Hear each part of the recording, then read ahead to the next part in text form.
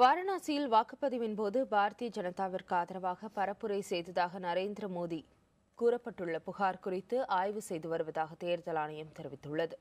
இந்த பிரச்சினை தொடர்பாக தேர்தல் ஆணையத்திற்கு புகார் வந்திருப்பதாகவும் இதுகுறித்து ஆராய்ந்து வருவதாகவும் தேர்தல் துணை ஆணையர் வினோத் சுச்சி கூறியுள்ளார்.